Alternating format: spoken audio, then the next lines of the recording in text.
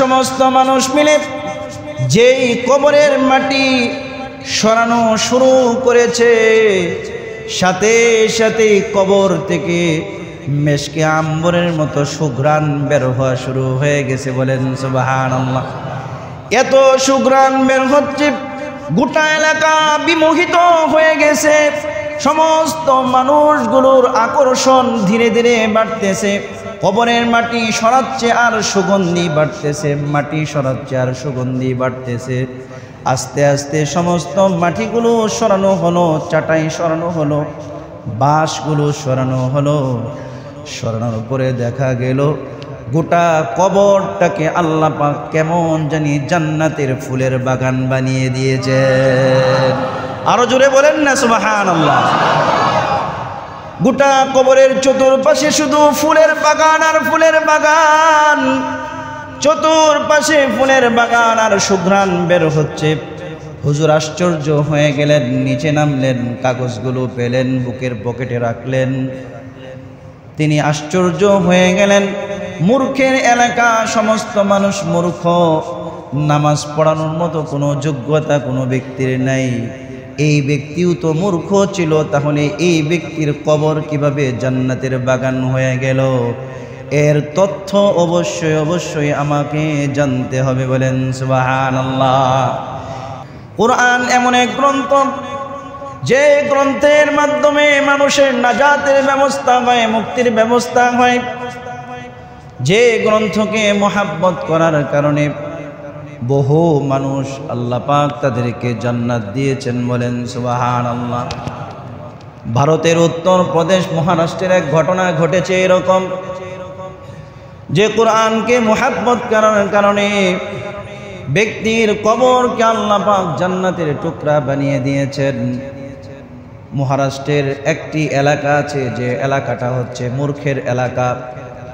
ওই এলাকায় শুধু মূর্খদের বসবাস। গোটা এলাকার মধ্যে কোনো শিক্ষিত মানুষ নেই। ওই এলাকার যিনি ইমাম আছেন, ওই ইমামের 2 থেকে 4টি সূরা শুধুমাত্র মুখস্থ। ইমাম সাহেবের যদি 2 থেকে 4টি সূরা মুখস্থ হয়, তাহলে বাকি মুসল্লিদের কি অবস্থা? কথা কোন ঠিক না বেটি? ইমাম সাহেব ছুটিতে চলে গেছেন, কোন রকম তারা নামাজটা চালায়। কিন্তু হঠাৎ করে একজন ব্যক্তির মৃত্যু হয়ে গেল। ব্যক্তির মৃত্যু যখন হয়ে গেছে, তখন এই ব্যক্তির জানাজাকে পড়াবে, গোটা এলাকার মধ্যে জানাজা পড়ানোর মতো একজন ব্যক্তি খুঁজে পাওয়া গেল না। সমস্ত মানুষ মিলে গোসল করাইছে, কাফনের কাফন পরিধান করিয়েছে। এলাকার মাতবার যারা ছিল সবাই বসে পরামর্শ করেছে, এই যে আমাদের অমুক ভাই মারা গিয়েছে, এর জানাজা তো কেউ পড়াতে পারবে না। চলো আমরা আমাদের এলাকা থেকে ওই যে দূরবর্তী যে একটি হাইওয়ে আছে, বড় রোড আছে, রাস্তা আছে, ওই রাস্তার কাছে চলে যাই। রাস্তার মধ্যে আমরা লাশ নিয়ে অপেক্ষা করব। যখনই কোনো আমরা হুজুর দেখতে পাবো, তখনই তার মাধ্যমে আমরা জানাজার নামাজ পড়িয়ে দিব। কারণ হুজুরদের প্রয়োজন ছাড়া কেউ কাছে আসে না। হুজুরদের প্রয়োজন হয় কয়েক জায়গায়, সবচেয়ে বড় প্রয়োজন হয় জানাজার নামাজে। কারণ ওইটা হচ্ছে সামাজিক বিষয়। জানাজার নামাজে যদি হুজুর না থাকে, দাফন কাফনে যদি হুজুর না থাকে, তাহলে হুজুরের 14 গোষ্ঠী উদ্ধার করে দেই। কথা কোন ঠিক না বেটি? কিন্তু বিয়ে শাদিও যে সামাজিক কাজ, এটা আপনাদের বুঝে আসে না। জানাজা যেমন সামাজিক ব্যাপার, বিয়ে শাদিও সামাজিক ব্যাপার। আপনার মেয়ের বিয়ে কাজী কিভাবে পড়ায়? আপনার জানাজা যদি মসজিদের ইমাম পড়ায়, তাহলে আপনার মেয়ের বিয়েও মসজিদের ইমাম পড়াবে। কথা কোন ঠিক না বেটি? কিন্তু এইটার মধ্যে ইমামকে নিতে চায় না, কারণ নিলে টাকা দেওয়া লাগবে। জানাজার মধ্যে নিলে টাকা দেওয়া লাগে না, ফ্রি ফ্রি জানাজা হয়ে যায়। কথা কোন ঠিক না বেটি? আমরা তো হুজুরদেরকে দাওয়াত দেওয়ার জন্য চিন্তা করি, যদি 5 জন হুজুরকে দাওয়াত দেই, কমপক্ষে 5,000 টাকা লস হবে। আর এই 5 জনের মধ্যে যদি বাহিরের 5 জন ঢুকাই, তাহলে 5,000 টাকা কমপক্ষে লাভ হবে। কথা কোন ঠিক না বেঠি? তো সমস্ত মানুষগুলো জানাজার লাশ নিয়ে যখন মেইন রোডে চলে গেল, সকাল থেকে দুপুর পর্যন্ত অপেক্ষা করতে লাগলো। দুপুরের দিকে দেখলো একজন লোক পায়জা পাঞ্জাবি টুপি পরে সাইকেল দিয়ে ওই ব্যক্তি কোথায় যেন যাচ্ছে। সমস্ত মানুষ মিলে তার সাইকেলটাকে রোধ করলো, বলল, হুজুর আপনি আমাদের এই ব্যক্তির জানাজার নামাজ পড়িয়ে যান। ওই আলেম বললেন, আমার সময় নেই, আমার এতটার সময়, আমার একটা অমুক জায়গায় ইন্টারভিউ আছে, আমি তোমাদেরকে সময় দিতে পারবো না, জানাজার নামাজও পড়াতে পারবো না। কিন্তু সমস্ত মানুষ মিলে নাচুর বান্না ছাড়বেই না। হুজুরকে বলল, আপনি যেভাবে হোক অল্প সময় দিয়ে আমাদের জানাজার নামাজটা পড়িয়ে যান। হুজুর মানুষ দয়া হলো, জানাজার নামাজ পড়ানোর জন্য মাঠে গেল। জানাজার নামাজ পড়ানো হলো। জানাজার নামাজ যখন শেষ হলো, এবার হুজুরকে বলছে, হুজুর কবরে কিভাবে নামবো, লাশকে কিভাবে রাখতে হবে সেই পদ্ধতিও তো আমরা জানি না, সুতরাং আপনি নিজে নেমে লাশটাকে একটু রাখেন, আপনার বরকতে হয়তো আল্লাহ পাক এই ব্যক্তিকে মাফ করে দিবেন। ওই হুজুর কি করবে, অপারগ হয়ে কবরে নামলো। নামার পরে লাশটাকে যখন রাখলো, লাশ রাখার দোয়া ওই আলেম পড়া শুরু করলো। সবাই আমার সঙ্গে পড়ুন, মিনহা খালাকনাকুম ওয়া ফিহা নুঈদুকুম ওয়া মিনহা নুখরিজুকুম তারাতান উখরা। আল্লাহ পাক বলেন, মাটি থেকে তোমাকে বানাইছি, এই মাটির মধ্যে আবার তোমাকে আমি সমাধি করব, এই মাটির মধ্যে আবার ফিরিয়ে নিয়ে আসব। মুসলমান হলে তো তোমাকে চকলেটের মতো পেঁচিয়ে কবরের মধ্যে রাখবে। যদি তুমি নাস্তিক হও, হিন্দু হও, অন্য ধর্মাবলম্বী হও, তুমি যদি বিভিন্ন মানুষের আদর্শে যদি তুমি আদর্শবান হও, তোমার লাশ যদি পুড়িয়ে ছাই পর্যন্ত করে ফেলে, তারপরেও ওই ছাইগুলো বাতাসে ওড়ে জমিনের মধ্যে পড়ে, ওই সমস্ত কিছুকে একত্রিত করে আমি আল্লাহ তোমাকে আবার জমিনের মধ্যে ফিরিয়ে নিয়ে আসি। আল্লাহ পাক বলেন, এই যে নিয়ে আসলাম, আবার তোমাকে কিয়ামতের ময়দানে আমি আল্লাহ তাআলা এই জমিন থেকে উঠাবো। এই জমিন থেকে আবার আমি আল্লাহ রব্বুল আলামিন তোমাকে উত্থিত করব। হুজুর লাশটাকে রাখলেন, রাখার পরে তিনি উঠলেন, বাঁশ দেওয়া হলো, চাটাই দেওয়া হলো, মাটি দিয়ে তিনি চলে গেলেন তার সাইকেল চালিয়ে অফিসের দিকে। অফিসে গেলেন, ইন্টারভিউ দিলেন। তার বস যখন ওই ব্যক্তি যখন কাগজপত্র চাইলো, বায়োডাটা চাইলো, তিনি বুকের পকেটে হাত দিলেন, দেখলেন বায়োডাটাগুলো নাই, কাগজপত্র নাই, যা সাথে নিয়ে এসেছিলেন কোনো কিছুই নাই। তাই তিনি আবার নিচের দিকে নামলেন।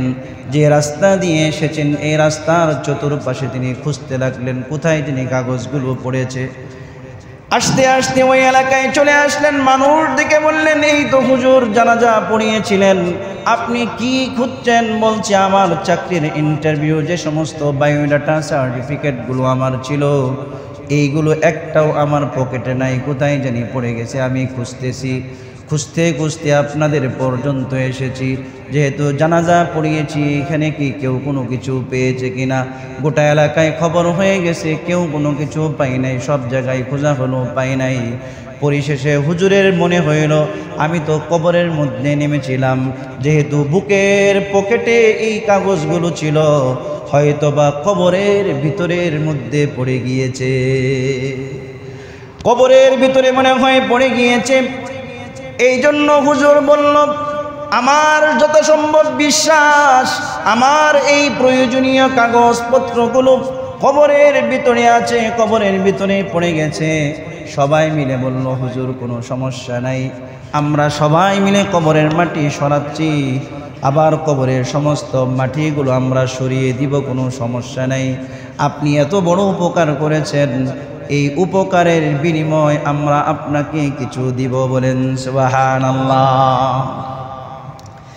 এবার সমস্ত মানুষ মিলে যেই কবরের মাটি সরানো শুরু করেছে, সাথে সাথে কবর থেকে মেশকে আম্বরের মতো সুঘ্রাণ বের হওয়া শুরু হয়ে গেছে। বলেন সুবহানাল্লাহ।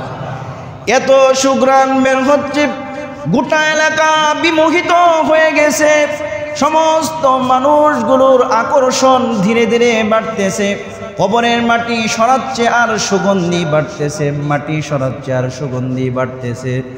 আস্তে আস্তে সমস্ত মাটিগুলো সরানো হলো, চাটাই সরানো হলো, বাঁশগুলো সরানো হলো। সরানোর পরে দেখা গেল গোটা কবরটাকে আল্লাহ পাক কেমন জানি জান্নাতের ফুলের বাগান বানিয়ে দিয়েছে। আরো জোরে বলেন না সুবহানাল্লাহ। গোটা কবরের চতুর্পাশে শুধু ফুলের বাগান আর ফুলের বাগান, চতুর্পাশে ফুলের বাগান আর সুঘ্রাণ বের হচ্ছে। হুজুর আশ্চর্য হয়ে গেলেন, নিচে নামলেন, কাগজগুলো পেলেন, বুকের পকেটে রাখলেন। তিনি আশ্চর্য হয়ে গেলেন, মূর্খের এলাকা, সমস্ত মানুষ মূর্খ, নামাজ পড়ানোর মতো কোনো যোগ্যতা কোনো ব্যক্তির নাই। এই ব্যক্তিও তো মূর্খ ছিল, তাহলে এই ব্যক্তির কবর কিভাবে জান্নাতের বাগান হয়ে গেল? এর তথ্য অবশ্যই অবশ্যই আমাকে জানতে হবে। বলেন সুবহানাল্লাহ। আবার কবরস্থ করা হলো, মাটি দেওয়া হলো। মাটি দেওয়ার পরে বলছে এই ব্যক্তি কি আমল করত, যে আমলের কারণে আল্লাহ পাক তার কবরকে জান্নাতের বাগান বানিয়ে দিয়েছেন। সমস্ত মানুষ বলছে হুজুর তেমন তো আমল দেখি নাই। কৃষক মানুষ ছিল, অন্যের বাড়িতে কাজ করত, অন্যের জমিনে কাজ করত, 5 ওয়াক্ত নামাজ পড়তো, আর তো তেমন কোনো কাজ তাকে আমল করতে দেখি নাই। তবে তার পরিবারের সাথে আপনি কথা বলতে দেখতে পারেন। তিনি চলে গেলেন বাড়িতে, গিয়ে দেখলেন তার বিবি নাই, তার কোনো সন্তানাদি নাই, একমাত্র কন্যা সন্তান আছে, বিয়ের উপযুক্ত একটি কন্যা সন্তান আছে। পর্দার আড়াল থেকে জিজ্ঞাসা করেন, মা তোমার বাবা কি আমল করত, যে আমলের কারণে আল্লাহ পাক তোমার বাবার কবরকে জান্নাতের বাগান বানিয়ে দিয়েছেন?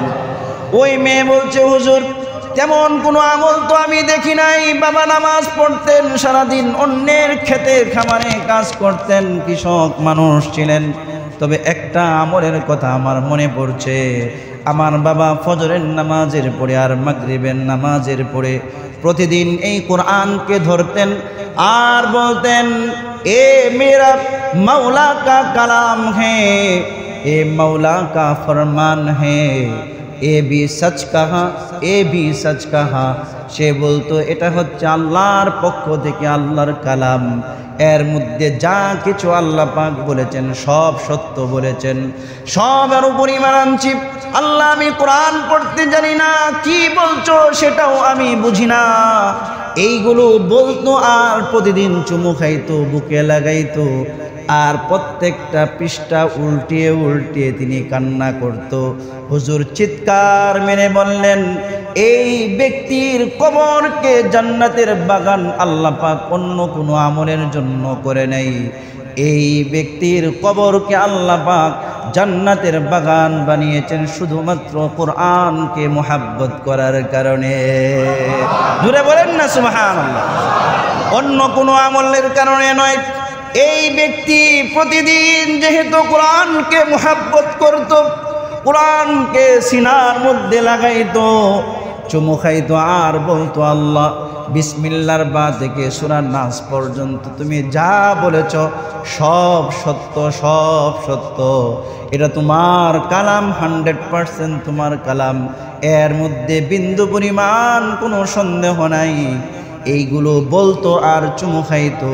এই কারণে আল্লাহ রব্বুল আলামিন তার কবরটাকে জান্নাতের বাগান বানিয়ে দিয়েছেন। জোরে বলেন না সুবহানাল্লাহ। কোরআনের মুহাব্বত যার ভিতরে আছে আল্লাহ পাক তাকে মাফ করে দিবেন। বলেন সুবহানাল্লাহ। এই কোরআন আমাদের কাছে রমজান নিয়ে এসেছিল, রমজান এই কোরআন নিয়ে এসেছে। কোরআন আপনি পড়তে পারেন না, শেখার চেষ্টা করেন, চেষ্টা করেন। চেষ্টা তো করতে পারি, কি বলেন না? চেষ্টা কি আমরা করতে পারি না? চেষ্টা করতে পারে, যার যে বয়স আছে ওই বয়সে আমরা চেষ্টা করতে থাকি। এই চেষ্টারত অবস্থায় যদি মারা যায়, আল্লাহ পাক এই উসিলাও তো আল্লাহ পাক আমাকে মাফ করে দিতে পারেন। কথা কোন ঠিক না বেঠি? এই জন্য আমরা কোরআনকে ধরবো, কোরআনকে মোহাব্বত করব, কোরআন পড়বো, কোরআনওয়ালাদেরকে মোহাব্বত করব তো ইনশাআল্লাহ। নিয়ত আছে তো ইনশাআল্লাহ সবার? এই জন্য আমরা আমাদের এই মসজিদে আমি নিয়ত করেছি রমজানের পরে প্রতি সপ্তাহে শুক্রবার দিন বাদ এশা আমাদের মসজিদে কোরআনের তাফসির হবে। প্রতিদিন আধা ঘন্টা হোক, 40 মিনিটে হোক, 1 ঘন্টা হোক, কোরআনের তাফসির হবে। যত বেশি আমরা কোরআনের তাফসির শুনব, তত বেশি কোরআনের মোহাব্বত, কোরআনের আজমত, কোরআনের ভালোবাসা আমাদের অন্তরে প্রবেশ করবে। এজন্য কোরআনের তাফসিরে আমরা অংশগ্রহণ করব তো ইনশাআল্লাহ। নিয়ত আছে তো ইনশাআল্লাহ। আল্লাহ পাক আমাদের সবাইকে তৌফিক দান করুক। সকলে বলে আমিন।